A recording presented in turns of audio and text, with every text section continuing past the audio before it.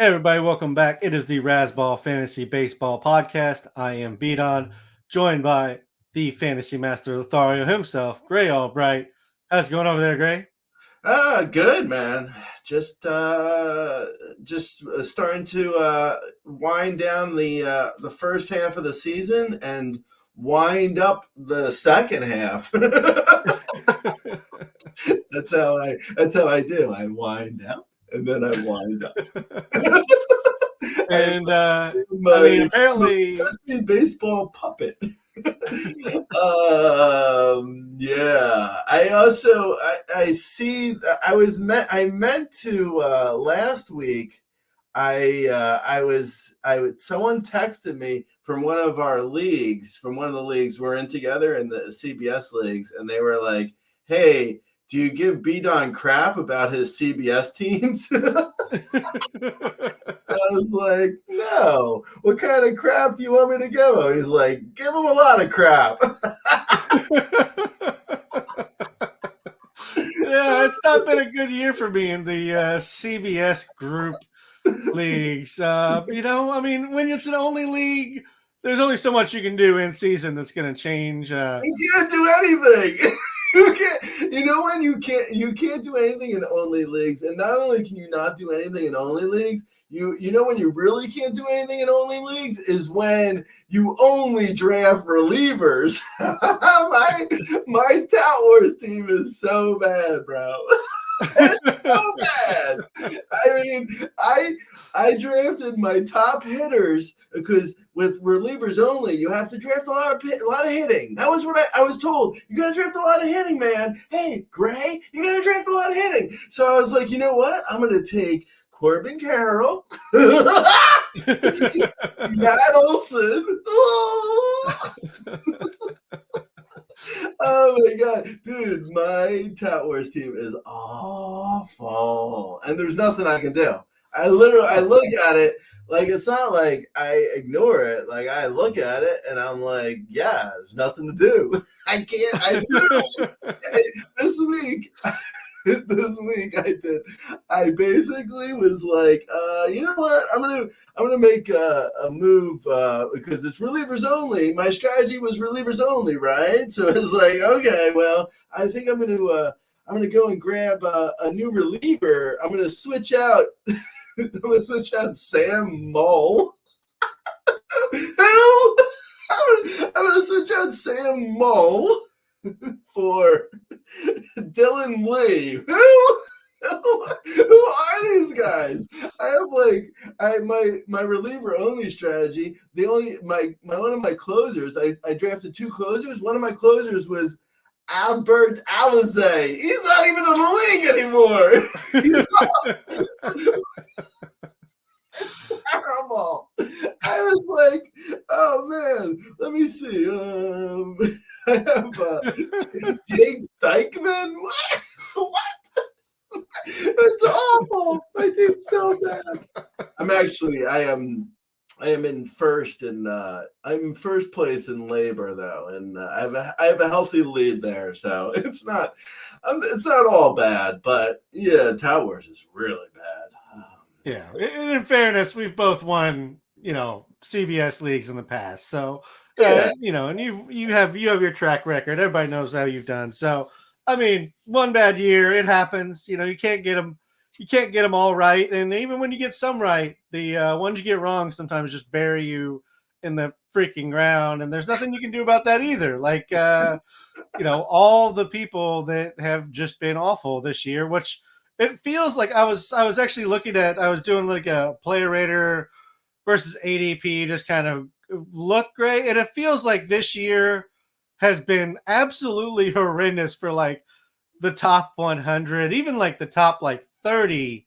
Like there's been so many disappointments in that grouping where usually that feels pretty safe, like the top 30. Even if they're bad, they're not like bury your team in the ground because they've done nothing bad.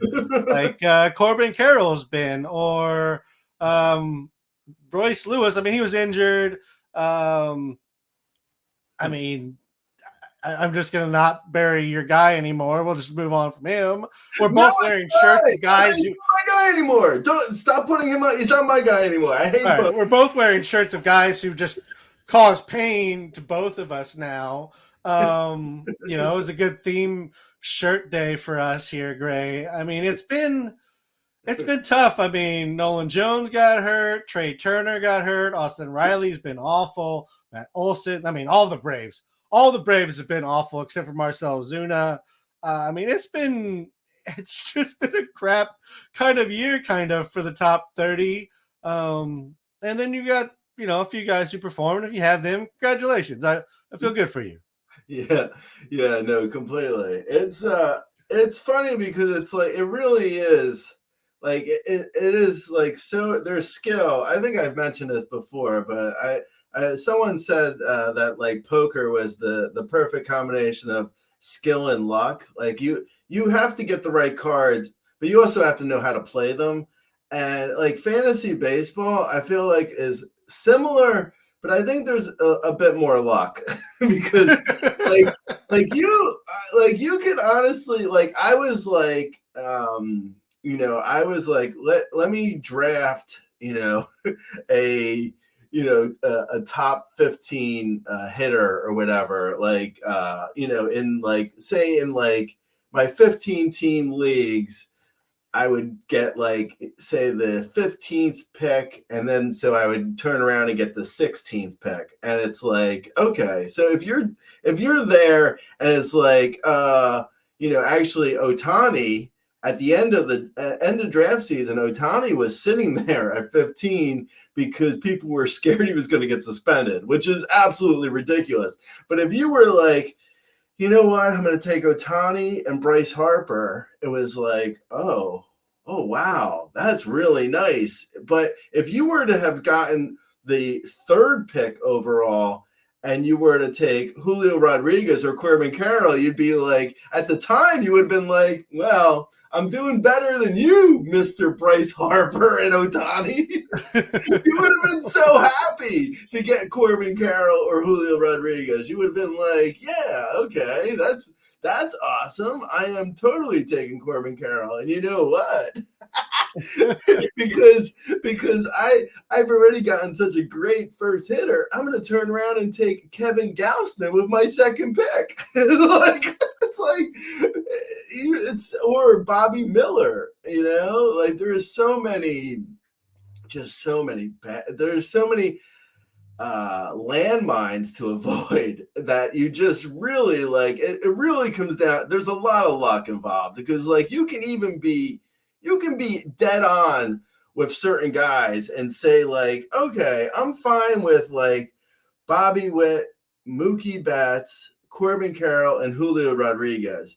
And if you get the 2nd pick and you take Bobby Witt and you have Bobby Witt first out of those, then you take Bobby Witt, then you're like, sweet.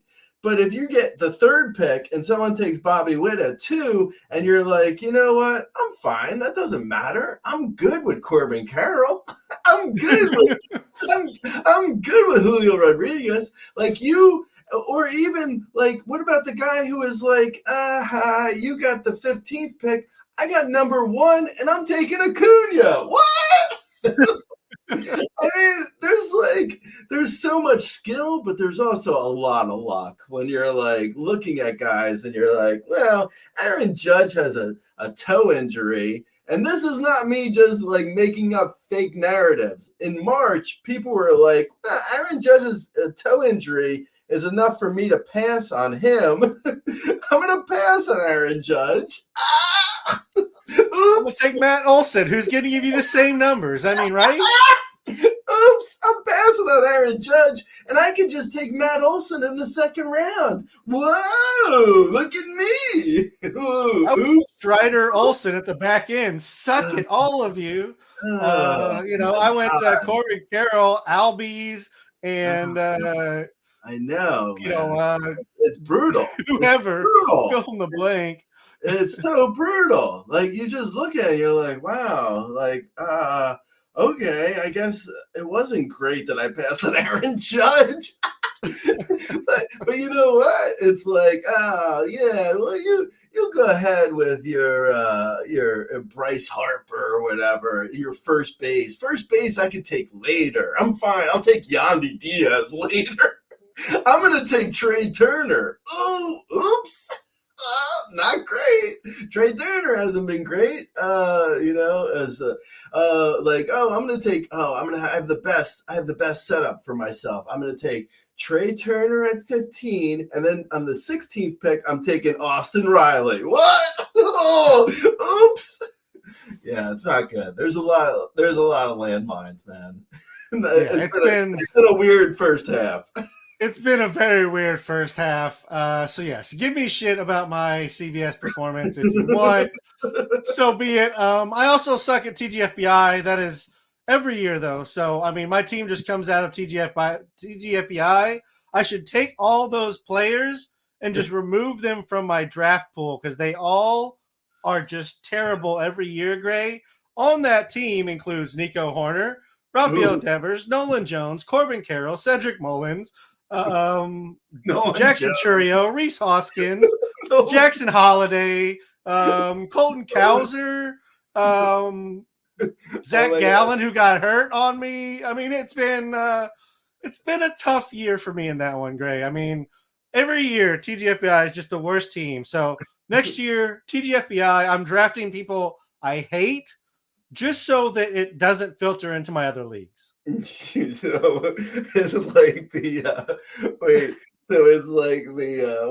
was his ADP? Nolan Jones is like 30 overall, maybe. Yeah, he was definitely up there, and he's among the worst of the. Basically, like, you know what? I'm between Gunnar Henderson and Nolan Jones. I feel like I need to draft 5 outfielders, so Nolan Jones feels like the right move here. He's got all the upside. He's in Colorado. What could go wrong, Jay? What could go wrong? What could go wrong? He's a stud in Colorado. That always works out well. You know, I grabbed Royce Lewis right before him because he's a stud.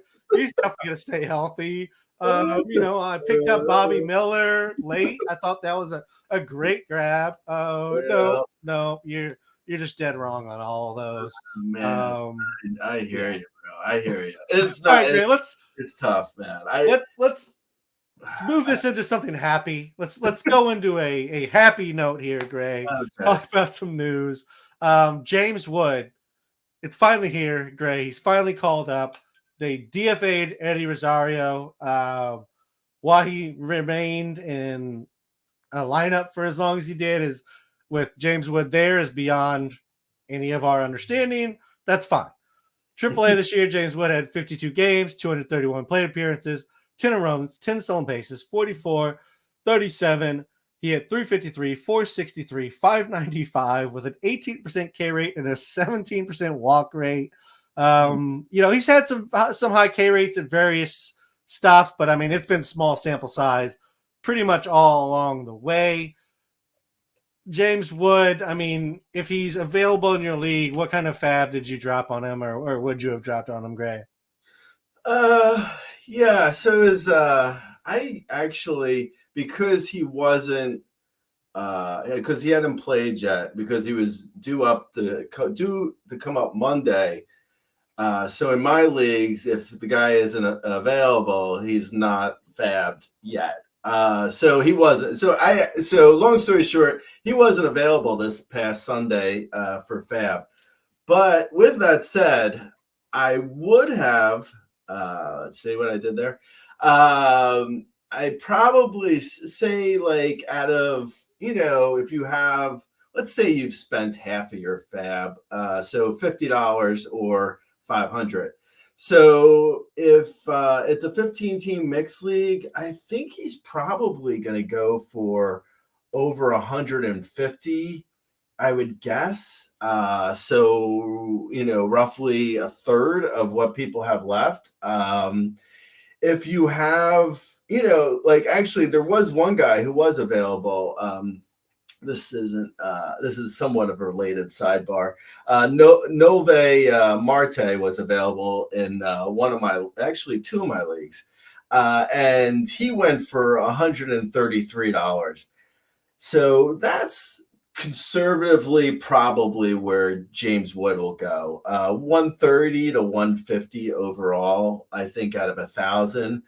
So, and actually, out of 100, he could go for more because people tend to spend more in at least the leagues I'm in. Like Nove Marte actually went in my $100 Fab League, and he went for like $35, I think. So anyway, or actually 36. Anyway, I would say James Wood is probably.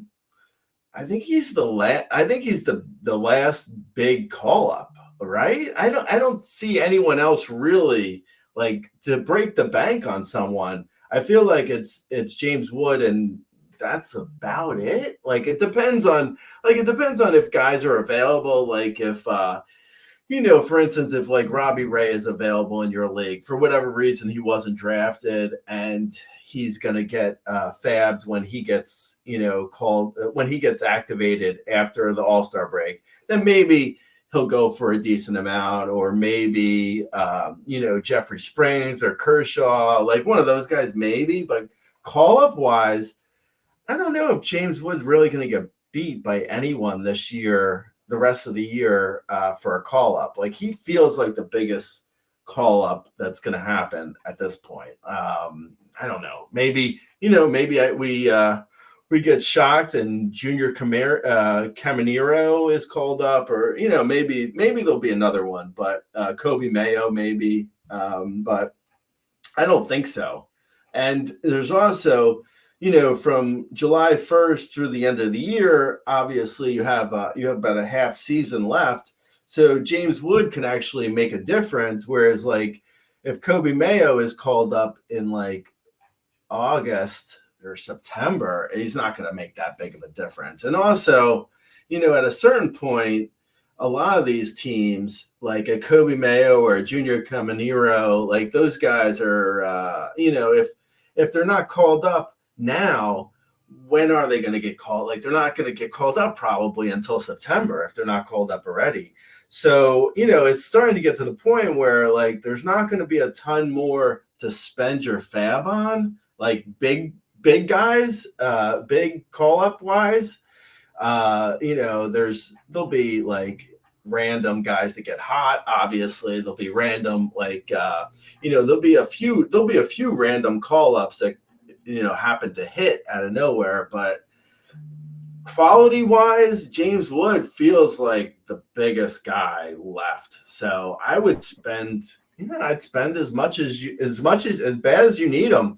I would spend it on him. I think he's going to be – if he's anything close to what he's done in the minors, he looks like a superstar. Like, like when guys get called up, just in general, if guys get called up when they're like 23, 24, and they've hit well in the minors, then there's a good chance that they could go on to be like great. But when a guy's hitting incredibly well as a 21-year-old in the minors and gets called up to the majors, he's going to be a superstar. Like it's very like you're not going to see, like what happened with Jackson Holliday could happen. Like you never know, but like Holliday will come back and he'll be a superstar at some point. And just like James Wood, I think like barring an injury or something, James Wood's going to be a superstar. Like he looks like he's going to be a top 25 overall hitter for fantasy. So yeah, will that happen this year? I don't know. Like you said, strikeouts have been high at times in the minors. So maybe he strikes out a bit too much. So maybe the average, plummets, and he struggles a little bit in his first taste of the majors. Like someone was mentioning, I read somewhere, like they were comparing Wyatt Langford to what Gunnar Henderson did last year. And for people who don't remember, like Gunnar Henderson struggled in the beginning of the year last year and then started coming on. And obviously now he's like a star. So, and Wyatt Langford could be taking that same path. And James Wood, a lot of the hitters take that path. So James Wood could potentially come up, not do well for like the first month or two, and not start hitting until September or even next year. Like we may not see the James Wood who is a superstar this year, but I mean, I would still take the flyer. I would still, I'd guess on the talent, and I would take that flyer and absolutely grab him everywhere I could. Yeah, absolutely. Go ahead and grab him. I would say, like, it's probably going to take at least 20%, I would think, of the budget to make sure you get him, and maybe a little bit more. So, I mean, yeah, spend as much as you need to if this is what you're looking for in regards to your team. If you need a bat, this is the guy. I think you mentioned all the names that we would potentially be looking at still to come up, which is Kobe Mayo, Brooks Lee, Junior Caminero, Jackson Holiday. On the pitching side, you have Shane Baz, we talked about a couple weeks ago. Max Meyer could be coming back up. Jackson Jobe is pretty young, but I mean, he's been just amazing. He could come up. Christian Scott on the Mets. Jacob Bizarowski for the Brewers has been really good recently. So there's some names, but I mean, the arms are always questionable when they come up. Obviously we've seen the good of what could happen with a call-up arm and Skeens, but that's not what the rest of pitching prospect call-ups generally look like. And yeah, I mean, the bats, any number of those guys could help you. We just have to wait and see, if they get the call or not. And if you have the space for them, maybe get ahead of the call up, but it's just going to depend on when we see them. I don't think we see any of those guys before the All-Star break, Gray. I mean, would you think otherwise? No. And that's sort of what I'm saying with, like, you spend on James Wood because we know he's up. Because if you're waiting for another guy, if they're not up by now, when are they? Like, there's at a certain point, it's like, so say the Rays are sellers at the deadline, and then so then they're like, why would they bring up Junior Caminero like in August? They would just wait till September or something, and then it's like, and then it's a matter of like, are they bringing him up in September? If he like injuries could happen, like all kinds of things could happen. And the same, and then with the Orioles on the other end of the spectrum, like Kobe Mayo, for instance, if the Orioles are buyers, like why would they bring up Kobe Mayo to sit on the bench for, it's like, do they need him? Do they need another bat? I don't know. I mean, if they trade Santander, then maybe they could use a Mayo, like potentially, but it's not if the guy doesn't have, if he's not already called up, there's no guarantee that he will be called up, so it's like a bird in the hand is worth better. So, I would go with James Wood as like the guy. If you need a bat, I would grab him in every league. Yeah, absolutely. No question about it. I mean, he was a top hitting prospect remaining anyway. So regardless of whether, you think some of these guys are coming or not, this is the guy to go ahead and drop the money on, period.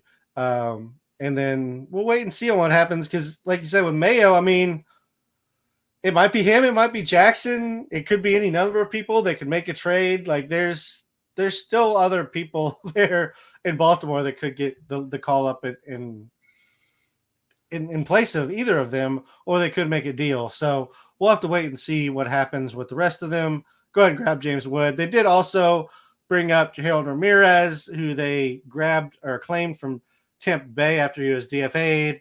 I think that's more of a weak side platoon situation. So nothing really for our game. Who did? The Nats called up Harold Ramirez?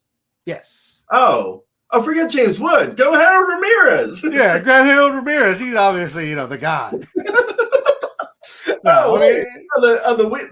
The weak side platoon guy with Joey platoon DH guy. Yeah, that guy. I just wanted to mention that in there, Gray, with the notes here. let's go ahead and move on to the next guy here, which is I haven't heard his name pronounced yet, so I'm sure I'm going to do this. Jhonkensy Noel.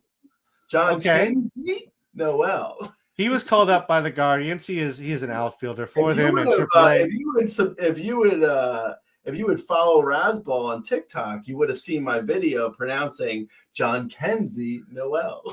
In fairness, I rarely go to you for pronunciation advice. So if you had done it, I'd probably be like, "That's definitely wrong. I gotta go find out how it's supposed to be done." So that's my yeah. Anyways, in AAA this year, Gray, he has 65 games. He has 18 home runs, a stolen base. He's hitting 295, 359, 578. He's got a 21% K rate, 6.7% walk rate. You know, when you look through the numbers, he's definitely struggled with Ks at different stops, and it seems like he kind of struggles and then adjusts. So I do kind of wonder about how this first look at the major league level goes. That being said, he's already got a couple home runs, Gray, so that's good to see from him. You know, you could also just pronounce his name Framil Reyes. That's also it's another way of pronouncing his name. He looks like a giant, big power hitter that is going to struggle for average. It's, you know, like you said, he does seem to readjust back with his average, with his strikeouts. So eventually he does find the contact. I'm not really sure. Like, I like Honksy as I want to call him, Honksy. I like Jhonkensy Noel for, like, because, you know, I mean, the power. I mean, he seems like he's got power to spare, which is always fun for me. I like that. Especially power's down across the board in the majors, so it's helpful. My bigger concern is, like, I don't know where the Guardians plan on playing him, because, like, they have David Fry has been fine. I believe he's healthy. Josh Naylor has been great. Obviously, he was a little banged up, but he's fine now, and he's playing again. I don't know where else is Honksy?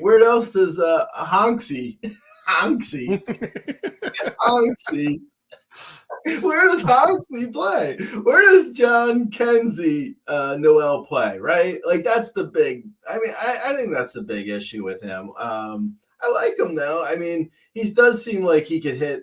He seems like he could hit the ball out of, like, Yellowstone. Like, he's a big power hitter. There's going to be no problem for him to hit like 30 plus homers in the majors if he has an everyday job and he can control his strikeouts. But the strikeouts look like they could be an issue. So, and right now the playing time. So I like him. I just don't know what his playing time's going to look like. For personal anecdote sakes, I picked him up in our RCL league, and I have been platooning him in and out of the lineup. So I did get 2 homers from him. You know, I was able to move him in and out of the lineup to get his 2 homers, but also that's a daily league. So every day you have to move him out of the lineup for when he's on the bench, which is, that doesn't work in a weekly league, and it may not work in a daily league if you're either A, not committed, not as committed as me, or you're not able to have the space on your bench to have a guy that you just use here and there.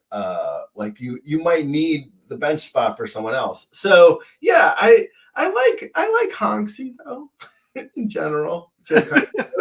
Jhonkensy. Yeah, I mean, he could definitely platoon like right field with Daniel Sheeman. He could potentially take over DH because David Fry has gone just ice cold. So I mean, there's a couple places he could get some at bats, but yeah, I don't know that he's going to be an everyday starter. It seems like he's on a platoon, and the bad side of it for now. So we'll wait and see with him. But yeah, I mean, if you're looking for a power bat, that could potentially be an answer for you if you're willing to do the work and swap him in and out of your lineup, because the power is definitely there. David Festa called up to start on Wednesday for the Twins versus the Tigers in AAA this year. He has just under 60 innings, 3.77 ERA, 1.29 WHIP, 87 strikeouts, 24 walks, which is a 35% K rate and a 9.7% walk rate. I mean, he's had a start here in the majors at Arizona, 5 innings, 5 earned, 1 walk, 2 Ks. He's kind of clean through first 3, and then it fell apart on him. What do you think in regards to David Festa here? David Festa. Yeah, like you mentioned earlier with like potential call-ups when it was when we were talking about the call-ups, and you were saying how like pitchers are really unreliable for call-ups. That's kind of the deal where I'm thinking with Festa. I like him. I'm fine with grabbing him if like the matchup looks good and he, if you're in a situation where you can stream them, sure, that's fine. But I don't think call-ups for pitchers like Skeens looks great. Jared Jones looks great. But like, look at, going back and looking at like look at Gavin Stone, for instance. He looks great this year, but last year he was a mess. Brandon Pfaadt still kind of looks like a mess. And we're 2 years into his experiment. So, yeah, I mean, pitchers are just so fickle. Like, I kind of like a good stream from like a Miles Mikolas over like David Festa as like a dice roll. But, if the matchup is fine, then, try it. I'm not against it. I just don't think you should really count on David Festa doing anything this year. But with that said, he could. I mean, it's very possible. He is, super talented. His minor league numbers look great. He looks like he has a little bit of an issue with command, at least in the minors, in the recent minors in AAA, that is. He looks like he had a little issue with command. So that worries me a little bit. But previously, his command was good. And the Twins are one of those teams where they sort of teach command first. If you see guys like Joe Ryan, Bailey Ober, going all the way back to like Brad Ratke, for the old heads out there, the Twins teach like command first. So I trust that Festa will get there eventually. But this year, it could be kind of up and down, and you might be better off just streaming. But yeah, you could try him. Yeah, I would be with you there. I think he's a streamer at best, and even then, I think I'd want to see something positive from him before I even trusted him in that role for my team. Unless we're talking about very deep leagues where you're just rostering everybody. Just looking at the numbers here, it does seem like we kind of talked about it earlier, but he's one of the guys who like hits a new level, struggles a bit, and then adjusts back. So if that's the same case here, we could see some potentially bad starts here with David Festa just right off the bat, and then maybe eventually he kind of gets under control where you could just start him as a streamer. But for now, I think leaving him on the wire is probably the prudent move for me. Marlins pitching injuries just continue to stack up, Gray. Jesus Luzardo, who was okay this season, but he's now heading to the IL. Not so shockingly after his velocity's been down in the last couple starts, and he was complaining about, little things being hurt. So this is not surprising, but in his place, Valenta Bellozo. I'm just screwing this name up. If you have a thought on this one, I'm willing to take it. Valenta Bellozo Valenta Bellozo was a music festival that Perry Farrell started in Italy. It was his Lollapalooza for Italy. Valenta Bellozo. Valenta Bellozo was an opera singer. Lollapalooza. It was very good. Yeah, it was a very old school field music I festival. Opera and went to classical Turin, Italy. It was gorgeous. orchestras. Yeah. Anyway. Anyways, great. In Double A this year, he had 31 in the third innings. He was a 4.60 ERA, 1.21 WHIP, 39 strikeouts, 7 walks. It's a just under a 30% K rate and a 5% walk rate. Triple A this year, he had 20 innings pitched, 5.66 ERA, 1.35, had a 20% K rate and an 8.7% walk rate. So did struggle a little bit in his limited time, but didn't really have much time at either stop this year. And, in minor league numbers, you always have to remember, especially with pitchers, I feel like sometimes they're asked to do things that aren't just go out and pitch your best. Sometimes you have to work on a pitch. They want you to specifically work on command, or they want you to do this or that. So it's a little bit hard to figure out the numbers to some extent when they're this kind of abbreviated grade. But that being said, not great numbers at either start for him. What do you think about Bellozo here? So the Marlins rotation right now is Kyle Tyler, Roddery Muniz, Yanni Chirinos, and Valenta Bellozo. And I would have guessed at least 3 of those names were fake names. Even as I read them now, I'm not sure they're all real names. I'm not 100%. Yanni, I remember from his days on Tampa. Roddery and Kyle Tyler, I feel like, is low-key the most fake name, because it's like, oh, Kyle Tyler, yeah, that's a real name. Absolutely. That's a person. Yeah. That's definitely a person. There's nothing to look at there. And then you're like, you get down the road a little bit. It's like, actually, Kyle Tyler was the fake name. I got you. Valenta Bellozo is a real person. Yeah, he has 6 fingers. I would guess even in 6 phase, he's Al Fonseca's grandson. I would guess even in NL only leagues, Bellozo is Bellozo. Valente Bozo. I wouldn't mess with Bellozo in any leagues. We can move on from the little Bozo buckets here. We can ignore him. I mean, if the Marlins had a fresh rotation, I mean, Santiago Alcantara, Braxton Garrett, Edward Carrera, Jesus Luzardo, Yuri Perez, Sixto Sanchez, who's been out for like 6 years. I mean, it was like a thing in the preseason. Like, the Marlins have too many pitchers, and now it's just it's bad. But yeah, let's go ahead and move on. Hayden Birdsong was called up for the Giants rotation this year in Double A. He had 48 innings, 2.05 ERA, 1.1 WHIP, 30.7% K rate, 10.1% walk rate. He only had 9 innings in Triple A, so not really even worth really throwing those numbers out there. But Hayden Birdsong, are you at least more interested in him than Valente? Yeah, no, definitely. I think Birdsong could potentially be something for deeper leagues, for at least NL only.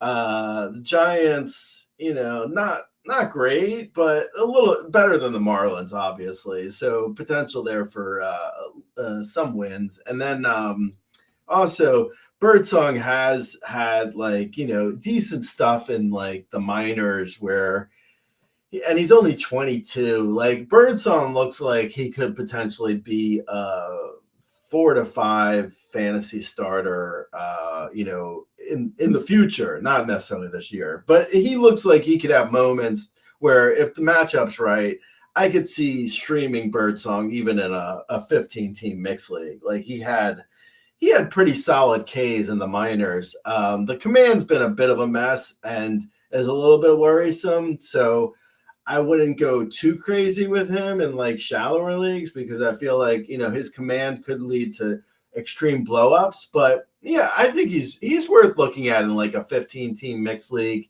and deeper. Yeah, it kind of feels like a early Freddie Peralta type of thing, maybe with a little less upside, because I mean, Freddie Peralta kind of killed through the minors, but just high K rate, high walk rate. Like, you're gonna get some good, and there's probably gonna be some bad mixed in with it. Yeah, it's a fair comp. Yeah, I could see that. All right, let's move over to Oakland, where Armando Alvarez was called up. AAA this year, he has 47 games, 187 plate appearances. He has 8 home runs, 4 stolen bases. He's hitting 311, 401, 528 with an 18.7% K rate, 12% walk rate. He's always controlled the Ks. 22% K rate was the highest he's had at any stop along the way. He's been through the Yankee system, the Giants system, and now is in Oakland. And he's going to turn 30 in a couple weeks. So we're not talking about a young prospect here, Gray. But what do you think about Armando Alvarez? Is he worth a look in 15-team leagues? I feel like because our podcast is like a top 5 podcast in South Korea, I feel like if there's anyone from the KBO listening right now, I would say Armando Alvarez is probably, you should be looking at him. I mean, he would come over and be good, yeah. KBO. I don't know. I'm kind of surprised he hasn't already played in the KBO, considering, like you mentioned, he's going to be 30 like any day now. He's going to be 30 during the All-Star break. So, yeah, a little bit old. A little bit on the old side.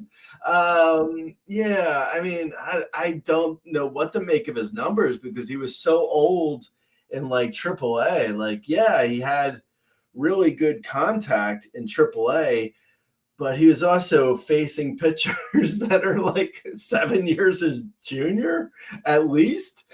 So yeah, I don't know. He's kind of like he's like if there's the 17-year-old who altered his birth certificate to play in Little League. It's like he's not really. I mean, he shouldn't have been in the minors. So yeah, I don't know. I mean, it looks like he has a little bit of power. It looks like he has a solid hit tool, but he looks like a quad A player. So I don't know. Maybe if he's getting everyday playing time, which he is, even though it's not a great lineup, the A's. Armando Alvarez, I would say probably $1 to $7 out of 1,000 for, a 15-team mixed league, a fab, and then like, I don't know, like a dollar flyer. And, if he's in AL only, obviously everyone is rosterable. So that in an AL only, I'm fine grabbing them. But in a 15-team mixed league, maybe if you lost Bryce Harper to injury and you're struggling to find a guy for like a week or two as like a week or two plug-in, sure, but I don't expect much. Yeah, I think that's completely fair. I mean, he basically looks like, if everything goes well, it looks like a poor man's like Alus Reyes. Yeah, and that's not really really well.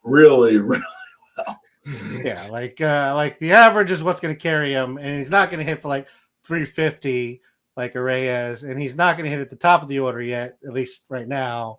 So yeah, let's go ahead and move on. Davis Daniel was called up, and this year in AAA, he had 76 innings, 5.33 ERA, 1.50 WHIP, 24.3% K rate, 7.4% walk rate, and in his first start versus Detroit, he looked really strong, Gray, in 8 innings, no earned, 8 Ks, 0 walks. And this is Davis Daniel of the Angels. But again, it was Detroit, so maybe taken with a grain of salt since they're one of the worst offenses in the league.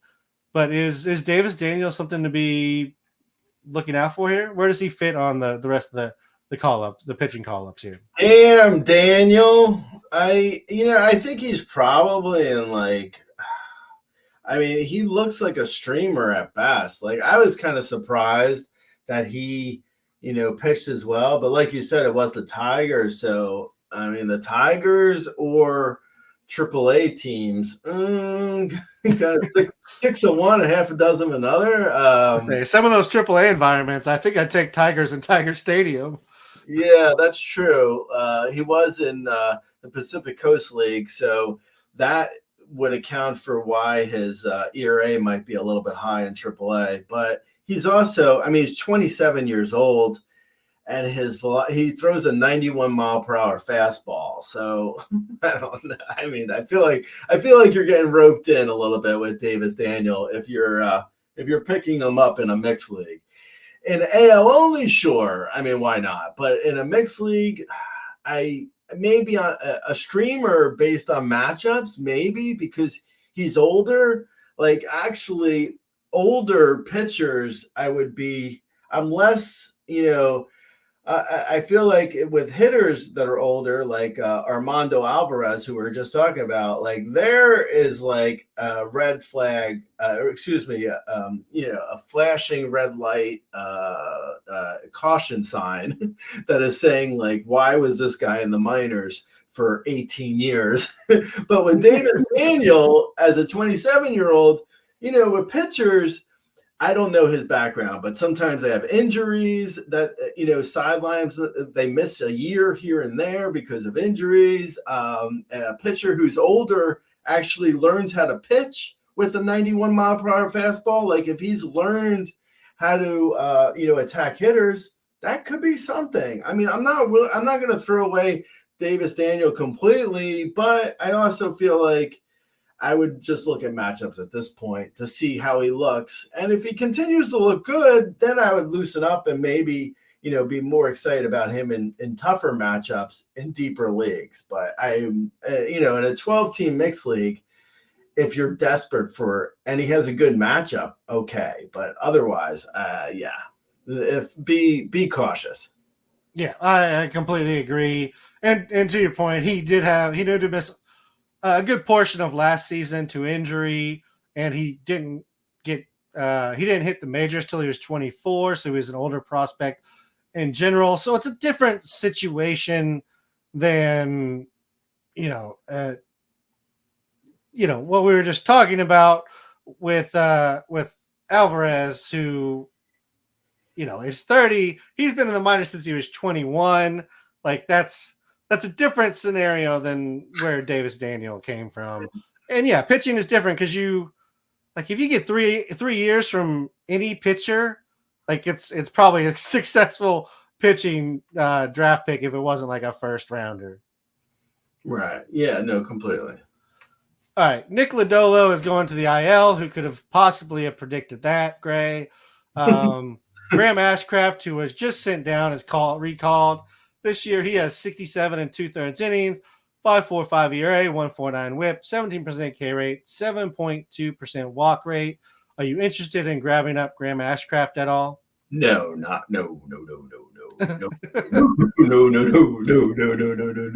I had Ashcraft in one league before he got sent down, and that was bad. So I'm not going back in.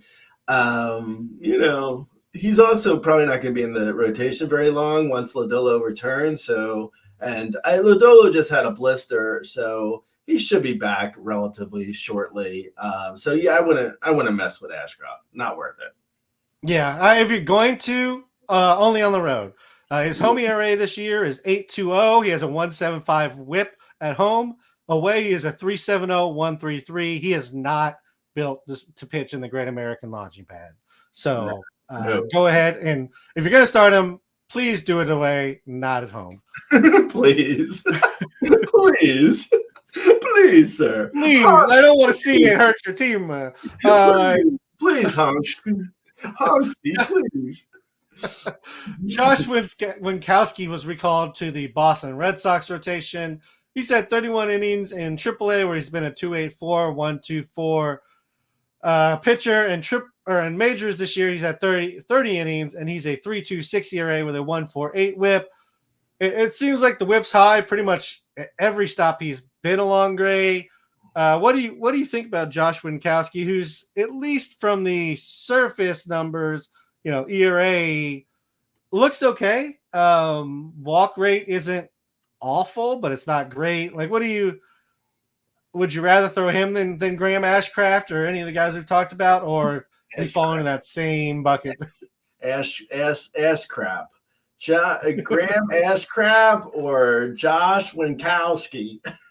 I would go Winckowski, but only because it's up against the Ashcraft situation. Otherwise, I'm not really interested in Winckowski. I think he's also What's he got? He's back. He came back because of what was it?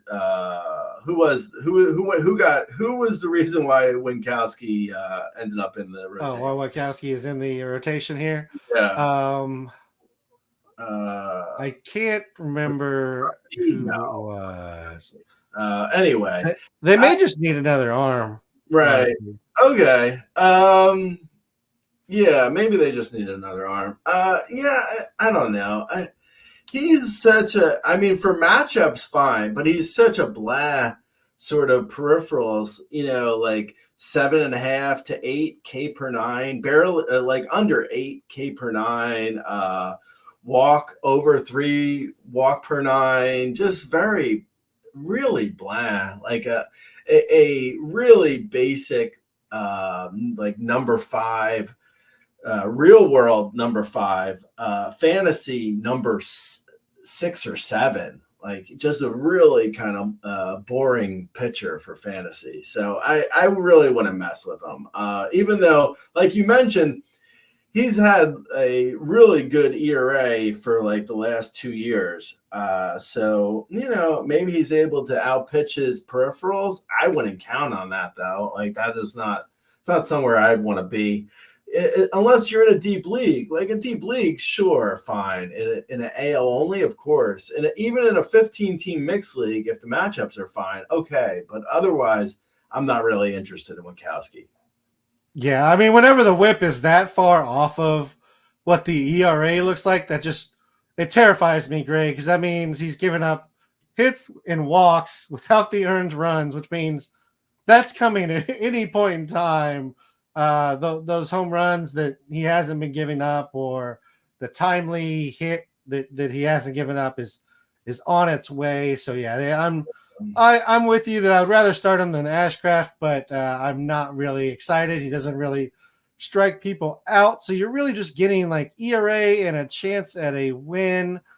And that seems very in fairness to him, he's probably like, he's not going to give up as many homers because he's a ground ball pitcher. Yeah, he's over 50% ground ball guy. So right. That's good. So he keeps the ball down. So he's prone to outperforming his peripherals a bit, but not enough to really get excited about him. No, I mean 7.4% home run the fly ball this year would be his best in the majors by like 6%. So I mean that feels like a regression point right there. I mean he is a ground ball pitcher, but I don't know that he can control the long ball quite as well as he had. So above the other names we've talked about to this point, but still not feeling great about it is I think where we're both sitting him. Let's move off of some of the recalls and call-ups here, Gray. Let's talk about some of the performers, or in this case, non-performer, which is Julio Rodriguez, who we've talked about a few times. And we've always been like, yeah, he'll come out. If he's a great player, he's, we know what he is. He'll figure it out, and he's going to be good. He's not been good. And, he's not been the worst first rounder, as we talked about off the top. Does that make any of his owners feel any better? Absolutely not. And in June, he provided little to give us any hope that it's turning around, Gray. He hit 206, 3 home runs, 3 stolen bases, only 13 runs and 8 RBIs, 61% ground balls, 250 BABIP was maybe a little unlucky, but the 61% ground balls may have something to do with it.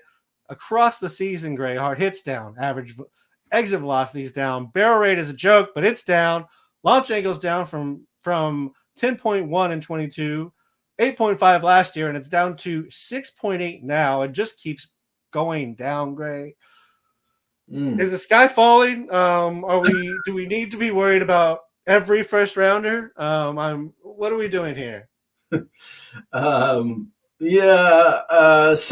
Julio Rodriguez for me was like probably the biggest buy low for like the first 3 months.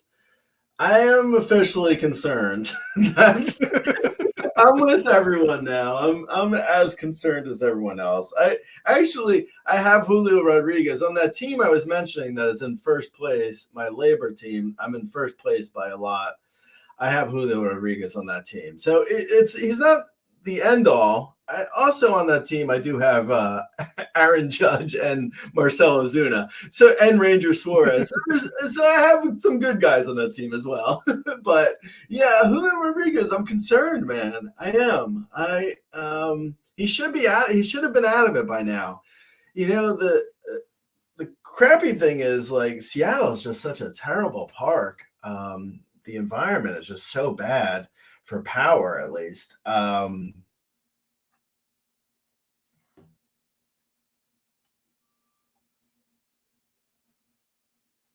And like, the fly balls.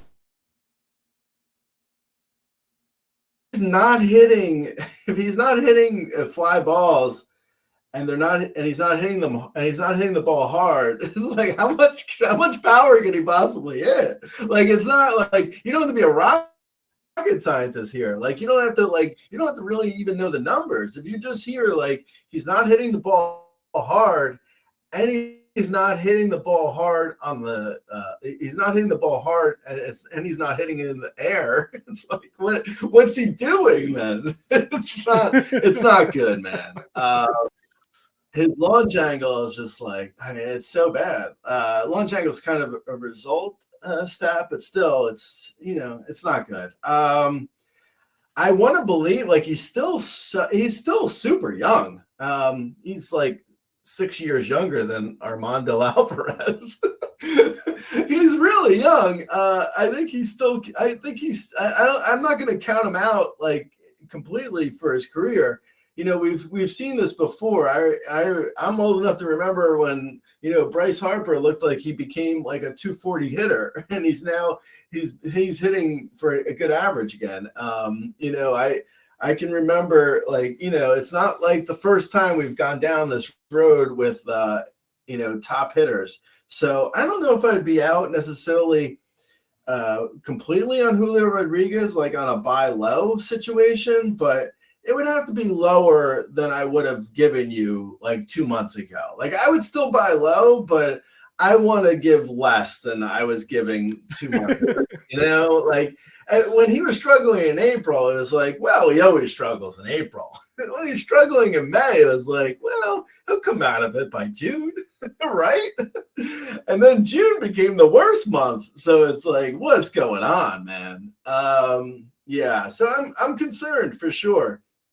To me, it looks like, like the projections say we're going to get a season like a 20 homer, 30 steal, 20, 30, 260 is what the projections are saying. So that's not terrible, but it's not what we wanted, obviously, especially on the power. Like, even if you were expecting a 30-30 season, you were hoping for more power than 30 even. Like, you might have been willing to take 30 homers, but you were kind of hoping for a 35-40 homer season. Like, you wanted him to progressively get better.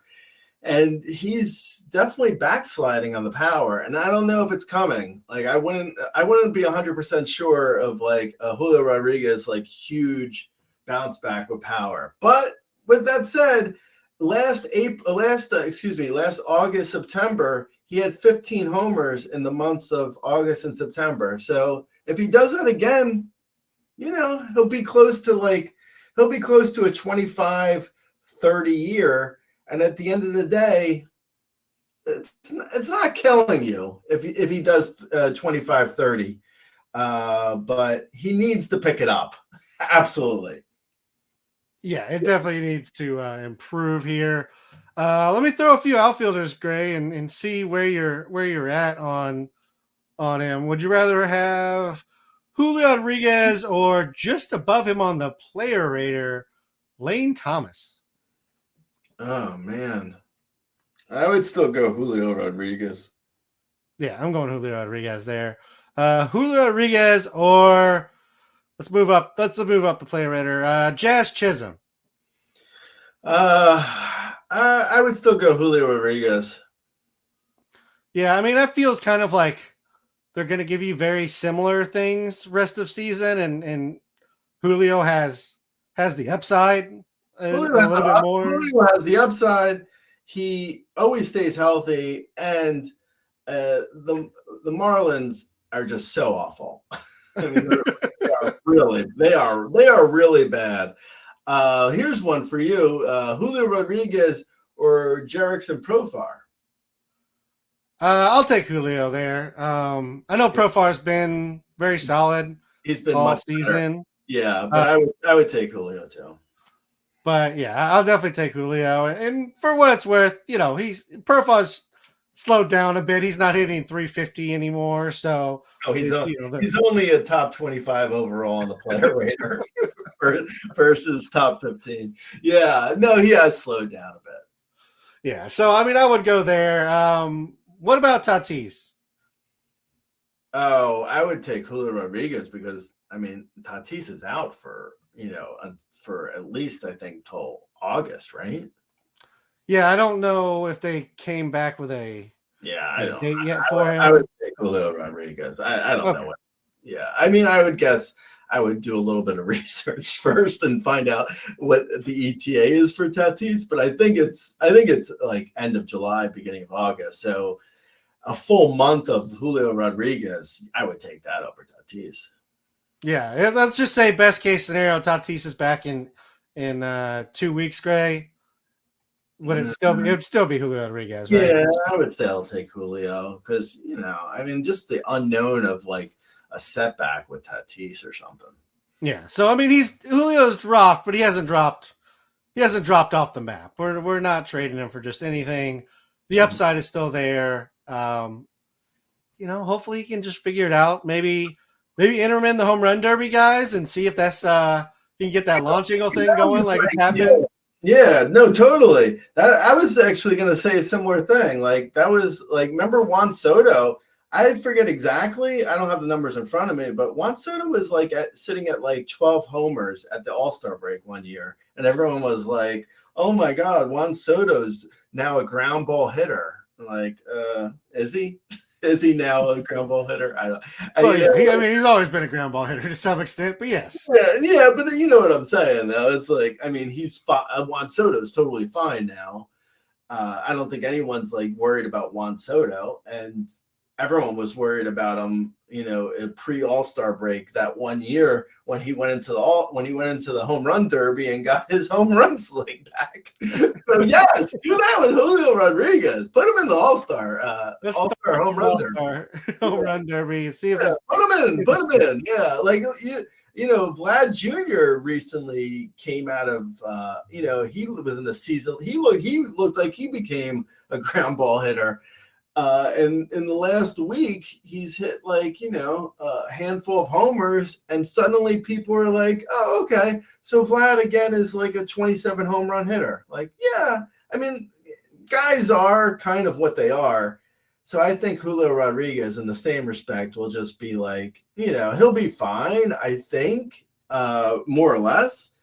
It's hard to make up for like 3 months that you've lost of Julio Rodriguez. So at the end of the year, the numbers are going to look less good than you expected, but he can be decent for a half of season, Oh yeah, absolutely. And I mean, since we talked about Juan Soto, I mean, he has kind of gone back to the lower launch angle ground ball a little bit here, Gray. I'm not concerned because he's still hitting, 275 this month, and in June he had 5 home runs, but it's the lowest month that he's had so far. I mean, he started out really hot with the 8 home runs. He was hitting like 330.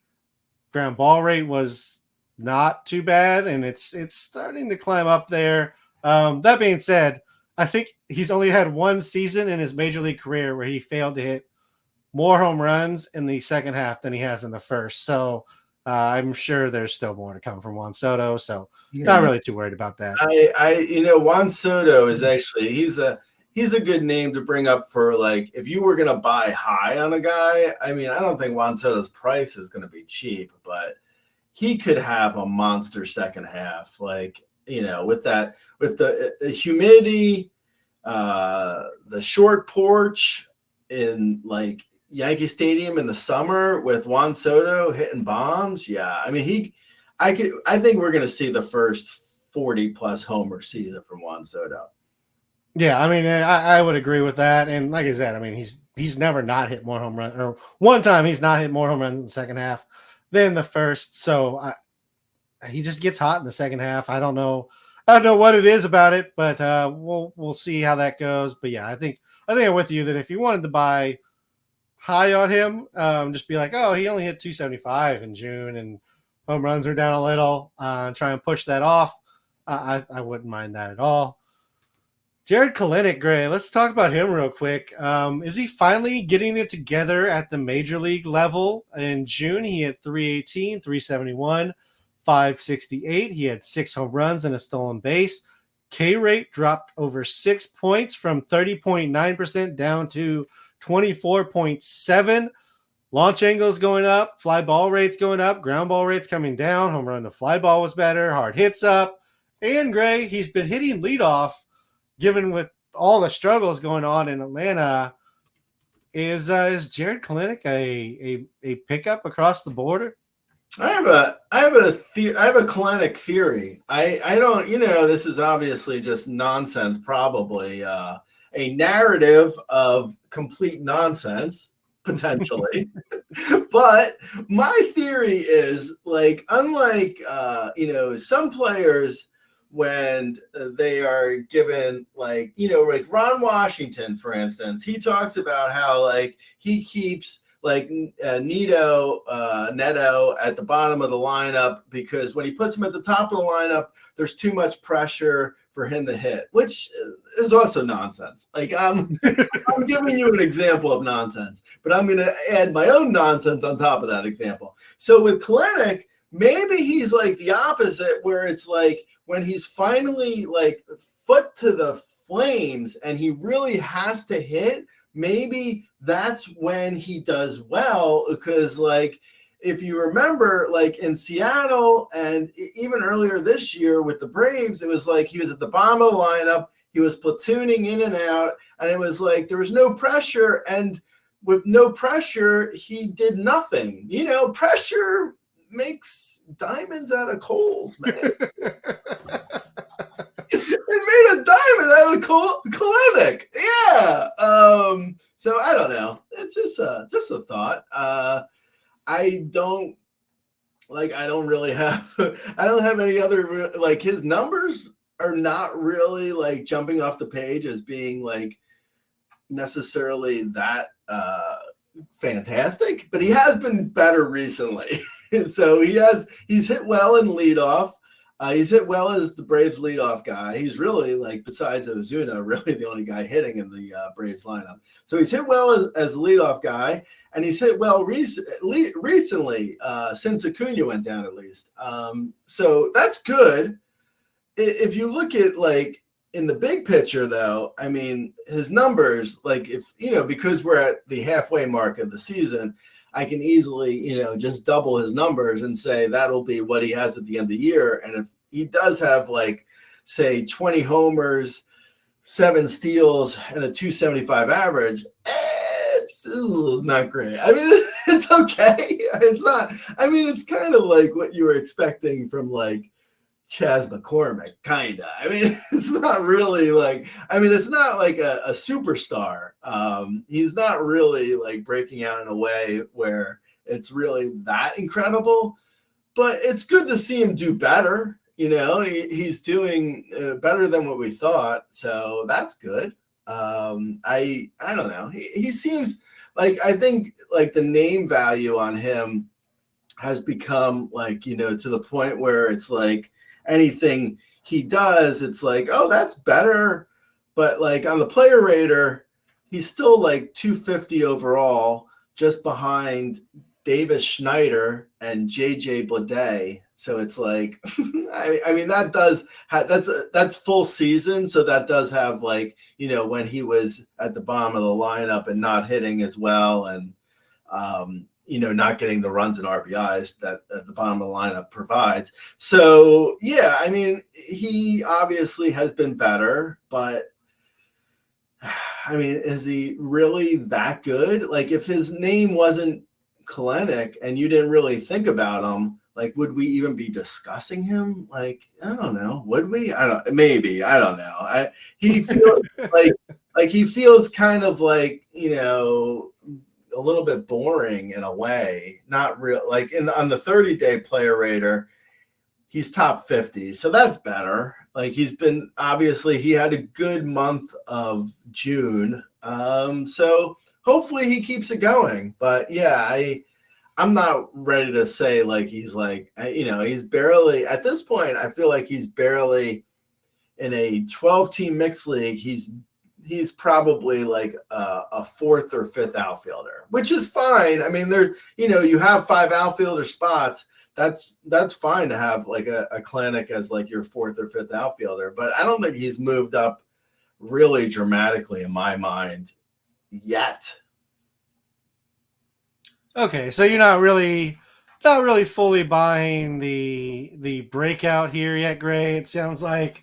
I guess the thought process is not to necessarily take his numbers and double it to this point, but kind of take June's improved numbers and maybe extrapolate that out if we're going to just Mr. Prorater this thing out. Yeah.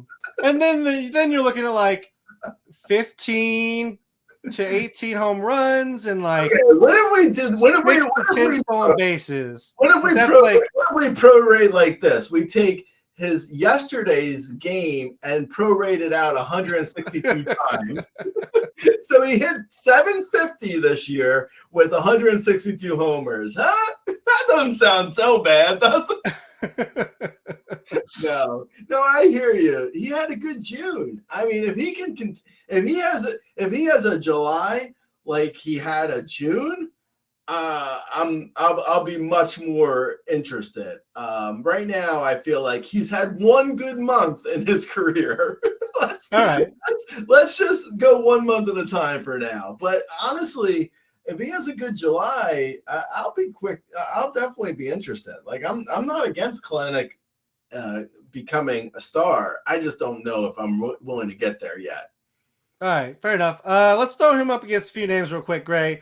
Would you rather have him or fellow young prospect in maybe struggling right now, Colton Cowser? Oh, I would go Kelenic. All right. How about Kelenic or also struggling young prospect Jackson Chourio? Kelenic. Kelenic or, good Lord, has he been useless for a lot of the season, Nick Castellanos? Actually, I think I would go Castellanos there, but I could see it going either way. I was going to say Kelenic. Back to you, Kelenic or Langford? I'll take Langford. Yeah, me too. I think the upside he's showing right now is pretty ridiculous. So, if they let him run, the numbers could be great. That's really it's what it comes down to. Because he posted some crazy speed numbers recently, so the speed's there. That's not really bad. We are Langford fans here. We are Fangfords. No, yeah, we are. Now that we've gotten past preseason and those crazy people that were drafting him, we're in, Gray. Oh yeah, no, we're totally in.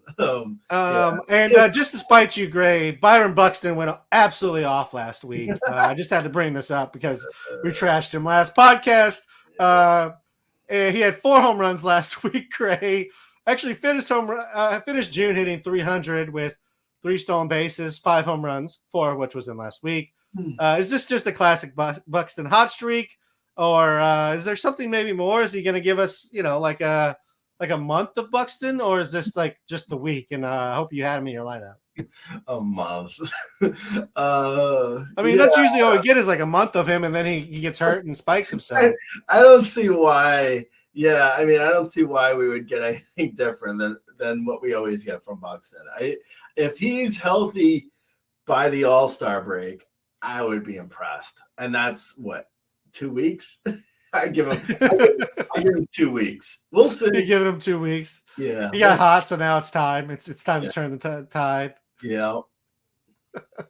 Yeah, that's possibly fair, and I guess the only thing I will say is Buxton in his career has definitely had like a month where he will just go absolutely insane. So if he's out there, I think he's worth a pickup and see if this is the start of that. But he's probably owned in most leagues and probably begrudgingly for the most part of the season he's been owned. So let's go ahead and move over to the bullpens, Gray. Evan Phillips has come in a couple of non-save situations, and in his most recent one, gave up a run. Is there any concern here in the Dodgers bullpen that maybe Phillips might lose any work here? No, I'm not really concerned. Yeah, I'm not either. But anytime a reliever gives up a run in a competitive situation, it feels like worth bringing up. Do we have to change the closer officially over to Jeff Hoffman in Philly? He got the save on Sunday, and Jose Alvarado has not had a save since June 11th, Gray. Yeah, I hear you, man. I don't know what's going on there. I have Hoffman in I want to say 5 or 6 leagues. I have Hoffman in a bunch of leagues because, he was free off of waivers in the first week of the season. So I grabbed him everywhere. I love Jeff Hoffman. I hope he's the closer. I don't know what's going on with Alvarado. I haven't heard anything, like him being hurt or anything. I don't know. Maybe they're just the matchups. Sometimes when, because it is a a committee. Righty lefty kind of split. It is so it is. So it depends on how the ninth falls. So if the ninth inning falls with going towards Hoffman making more sense with righties or whatever, then it's not. And righties are obviously there's more righties than lefties. So Alvarado seems like he takes most ninths when it's a lefty heavy ninth, and if there's no lefty heavy ninths, then he just hasn't had the opportunities. But I don't think there's any injuries or anything. I mean, he has been pitching. He has pitched since the 11th. He just hasn't gotten a save. So I'm guessing it's just one of those fluky things with how the ninth innings were falling. But Jeff Hoffman, I've been singing Jeff Hoffman's praises all year on the site, at least. I don't know if it's much on the podcast, but Jeff Hoffman's he should be rostered in every league. He's been a top 10 closer, even when he's not getting saves. I think I don't have his numbers in front of me, but I think his ERA is 1 something. I mean, he's been fantastic. Jeff Hoffman's been fantastic. He's been if he had 20 saves, he would be the best closer in baseball. It just happens that he has been sharing it with Alvarado. So he doesn't have that many saves, but he does just have some his peripherals. Jeff Hoffman's peripherals have just been so good, 11 plus K per 9, barely a 2 walk per 9, a 1 something ERA, just insane, so good. Yeah, Jeff Hoffman's been great. So even if he's not the closer, you could do worse than adding him if he's still available in your leagues. And I do think we talked about him a few weeks ago and mentioned how good he's been and just that he did kind of seem like he was taking the role, or at least it's going to be some kind of split. And for what it's worth, this is maybe the first time in a non-juiced ball year where Alvarado's even really struggled against righties. So that may be why they've gone to this kind of platoon, is if Alvarado's going to have a little bit of a struggle versus righties and be dominant versus lefties, then they'll play the matchups as it goes. Sure. And also you got to figure sometimes it's just the way the innings and the usage falls. If it's if Alvarado pitches 2 games in a row against 2 lefty heavy matchups, and he comes into the 8th inning for those 2, and then the next day it's there is an opportunity for him to go to 9th, but he's just been used 2 days in a row, then he misses out on the save. So it's just a matter of the matchups sometimes aren't in a guy's favor. Yeah. It just happens that way. It doesn't matter what the matchups are. The Cubs bullpen's been a just train wreck, Gray. Hector Neris was really bad 2 weeks ago. This week he kind of cleaned it up. I mean, he had a clean week this week, but he's been so bad, Gray. But they keep going to him. Like, Hector Neris is like it's like Jeff Hoffman's evil twin, who's the polar opposite in every way. Hector Neris. I've had Hector Neris in one weekly league for like 2 or 3 months, and I haven't put him in my lineup. Like, I don't like, it doesn't even matter if I won saves or not. Like, his numbers are just so scary awful. Like a near 7 walk per 9 for Hector Neris. Like, what? That's ridiculous. He shouldn't be the closer, honestly. And I don't know like what the Cubs are doing with the trade deadline, but either go get Tanner Scott or go get something. If they're actually competing, they should go get someone, or go to Tyson Miller. Try him, or I don't know, man, or Porter Hodge. They tried this week, who's another, talking about a made up name. Yeah, I mean, Hector Neris has been awful though. I honestly would be really careful about using Hector Neris in like 12-team mixed leagues and shallower.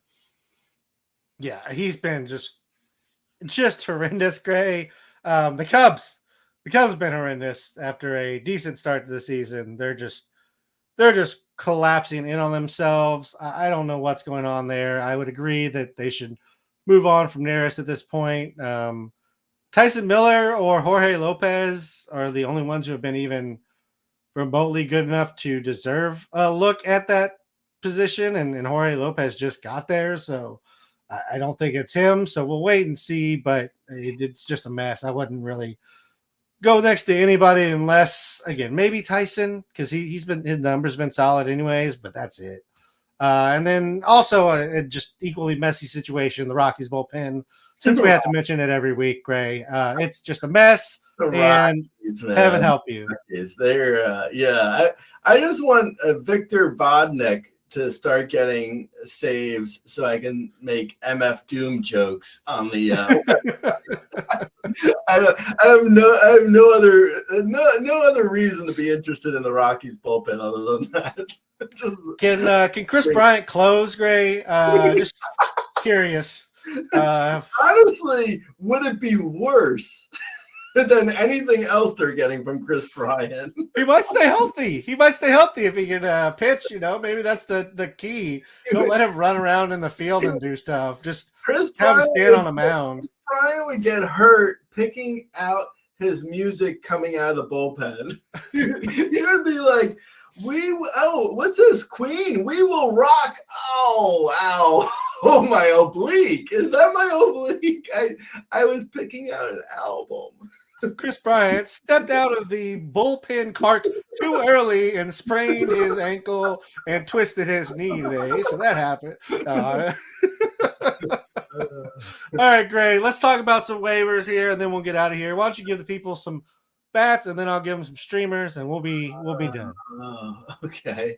All right. So hitter-wise, Francisco Alvarez. I don't know if he's rostered, to be honest, in probably in more than 50% of leagues. He should be, at least. I don't know if he is, but he should be. Then there's also the guy in Tampa, Ben Rodved. Roved. He's been really hot. I would look at him. That's catcher wise. And then Bo Naylor, also catcher. Okay, so George Springer actually showed some life. Matt Chapman has been hot. He's probably rostered in more leagues than you need. Mark Vientos. At some point we're going to actually talk about Mark Vientos in a bigger way, but he's been hot since he's been called up. Stuart Fairchild been hot. Jackson Merrill probably rostered in more leagues. Heston Kjerstad, he was we talked about him when he got called up, but he's obviously been hot. Isaiah Kiner Falafel has incredibly been very good for I think the whole month. Like a month or two even. Yeah, he's like the only bright spot on the Jays, which is saying a lot. That's saying a mouthful. Anyway, Derek Hill was recently called up by the Rangers. He had 2 homers on Sunday, and he had a homer on Saturday too. He's got I think he's got 50 steal speed. He looks like he's just playing he's just a fill-in for right now, but you could probably do worse if he's playing and he's got a hot bat. Anyway, moving along, Jake Myers has been hot. Harrison Bader, Rowdy Tellez has been very hot. Jose Siri is actually starting to pick it up a little bit. Luis Matos has taken over the hot potato from Helio Ramos over in San Francisco, outfielder. And Colton Cowser, even though he's lost some playing time to Kjerstad, has been hot for the last week. And then Hunter Renfroe and Andrew Vaughn. There's a good 20 names for you. Yeah, that's a good list there for filling in a number of positions. Over on the pitching side, Simeon Woods Richardson has a double start versus Detroit versus Houston. Sean Manaea at Washington at Pittsburgh. Jose Quintana at Washington. Tyler Anderson and Griffin Canning both at the Cubs. Carson Spears has been actually really good for over the last month, and he's versus Detroit this week. Eric Fetty at Cleveland at Miami. Who would have thought that I'd be still recommending Eric Fetty at this point? Mitchell Parker versus the Mets. Miles Mikolas at the Pirates. Michael Lorenzen versus Tampa Bay. Luis Severino at Pittsburgh. Lance Lynn at Washington. Andrew Heaney versus Tampa Bay. And Jake Irvin versus the Mets. A number of starts you can look at. As always, if you have specific questions, you can find us on Twitter. I am at RazBeaton. Gray is the owner of the @Razzball account. You can always check the tools on Razzball.com, of course. You can find us on YouTube.com/Razzball Fantasy if you want to ask us something on the videos out there. Like, subscribe wherever you listen to us on your podcast. And until next week, Gray, I'll talk to you later. Good luck in this week's performance. Lates.